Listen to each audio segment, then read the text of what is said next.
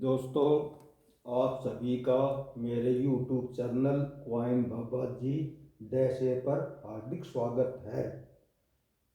दोस्तों, आप ये जो 2 रुपये का सिक्का देख रहे हो, देखो इस पर क्या लिखा है।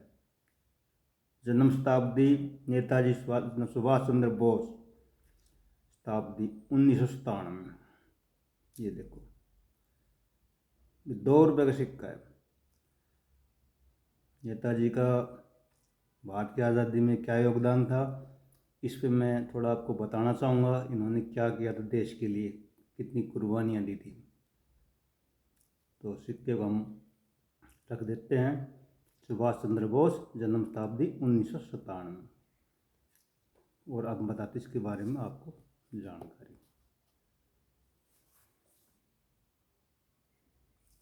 ठीक है, सिक्का में नेताजी दिखते रहेंगे तो जोश बरकरार रहेगा। तो दोस्तों,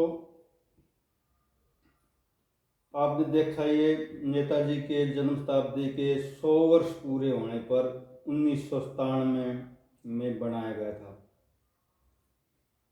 और इस पे लिखा है सुभाष चंद्र बोस की जन्म शताब्दी। ठीक है, वैसे एक सिक्का गलती से 1996 में भी ऐसा ही निकला है जन्म शताब्दी का, लेकिन वो 100 वर्ष पूरे नहीं हुए थे, तो 1996 वाला वो सिक्का वापिस कर दिया गया था, जो कि काफ़ी रेयर हो गया है।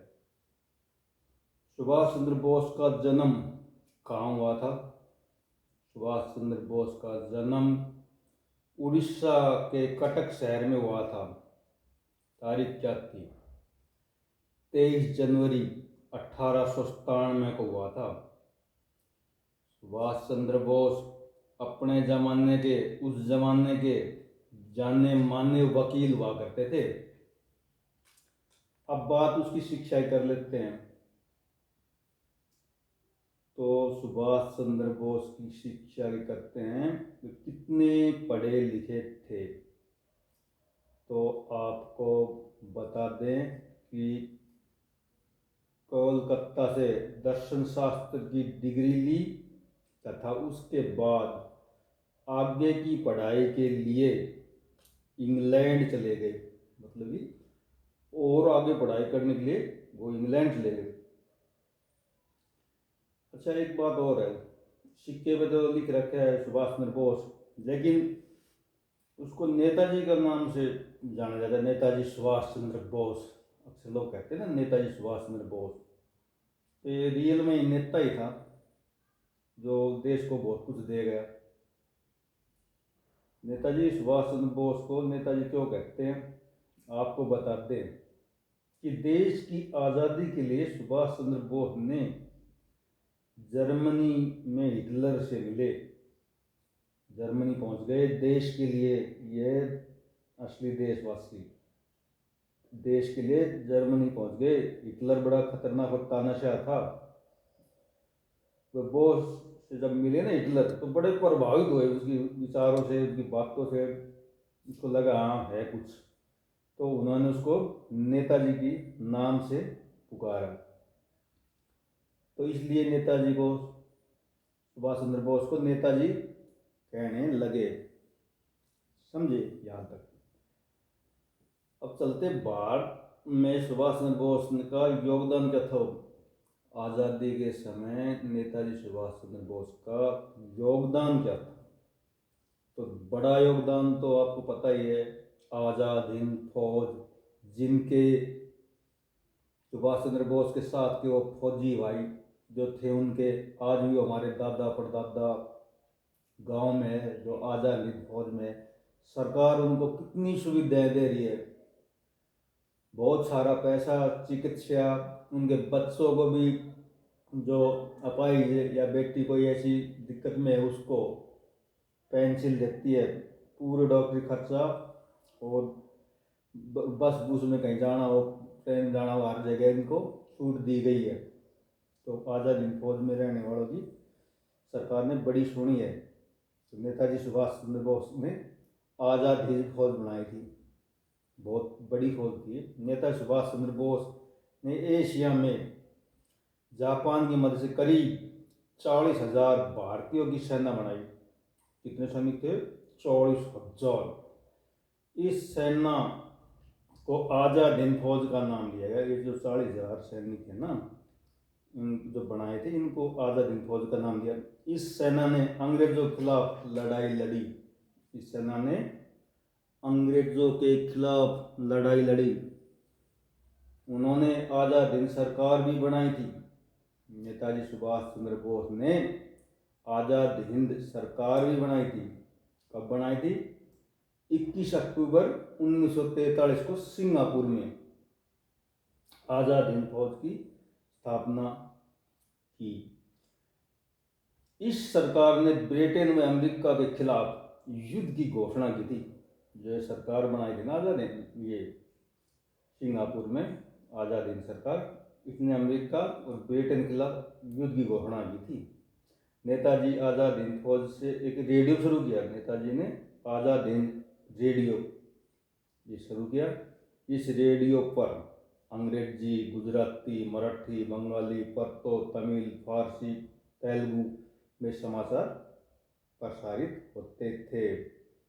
काफ़ी भाषाएं हो गई, तो इन सब में इनके समाचार बुलेटिन देते थे, बताते चलता रहता था कि कहाँ क्या हो रहा है।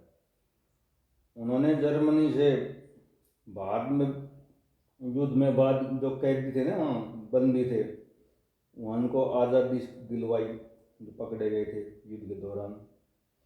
उन्होंने भारत की आज़ादी के लिए सभी धर्मों, क्षेत्रों को एक किया।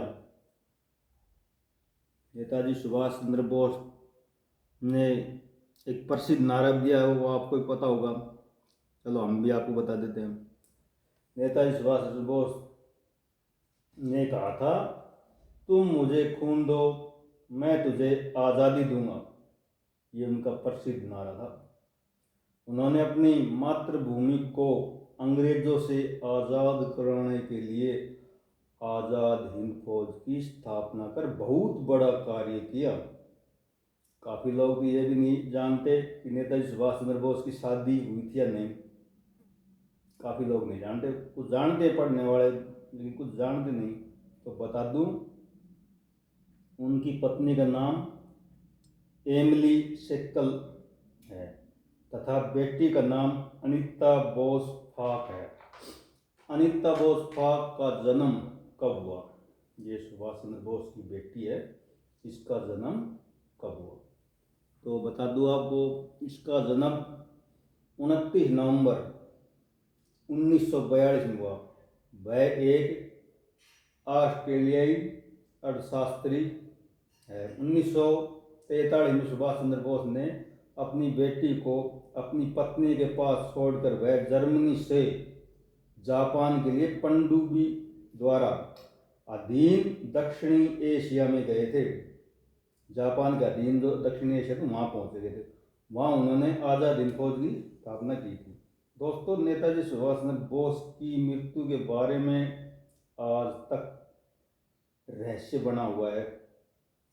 कहने को तो 18 अगस्त 1945 को दक्षिणी एशिया से जाते हुए उनका विमान ताइवान के जापानी स्थल के पास दुर्घटनाग्रस्त हो गया और उसमें दुर्घटना में विमान में आग लग गई, जिससे नेताजी को चोटें आई, आग से जल गए थोड़े, और वो चोटें आने से उनका निधन हो गया। लेकिन उसके कुछ घंटों बाद ही षड्यंत्र के सिद्धांत सामने आने लगे। नेताजी के कई समर्थक, खास तौर पर बंगाल के लोगों ने उसकी मृत्यु के बारे में मना कर दिया कि यह एक षड्यंत्र है। लेकिन आप लोगों को जानकारी बता दूं, अब तक सरकार ने नेताजी की मृत्यु के लिए पर्दाफाश करने के लिए 3 जांच आयोग बन चुके हैं। उनका कहना है कि हाँ भाई, विमान दुर्घटना में उनकी मृत्यु हुई है। लेकिन सच्चाई आज भी कोई कुछ कहता है, कोई कुछ, गांव में बात चलती है, सब कहीं चलती है भाई नेताजी को साजिश के तहत कुछ किया, वो किया, ये किया। लेकिन सच्चाई तो देखो नहीं पता। नेताजी भारत की आज़ादी के प्रमुख नेताओं में से एक थे, जिन्होंने भारत आज़ाद करने के लिए सबसे बड़ी बात आज़ाद हिंद फौज की स्थापना की, जो अंग्रेज़ों से लड़ी। नेताजी का ये योगदान हमारी आने वाली पीढ़ियां भुला नहीं सकेगी। एक अच्छी सेना तैयार करी, आज़ाद हिंद फौज की स्थापना करी और वो देश के लिए लड़े। उनको जितने आज़ाद हिंद फौज के सिपाही हैं, जो हमारे दादा परदादा हैं, उनको हम नमन करते हैं, जो हमारे देश के लिए इतने लड़े। आज भी काफ़ी संख्या में जिंदा है वो, और सरकार उनको अच्छी सुविधाएं दे रही है। तो मेरी जानकारी में इतना ही था जो मैंने आपको बताया।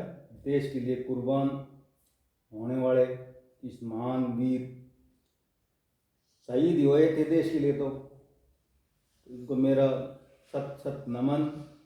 जय हिंद, जय भारत।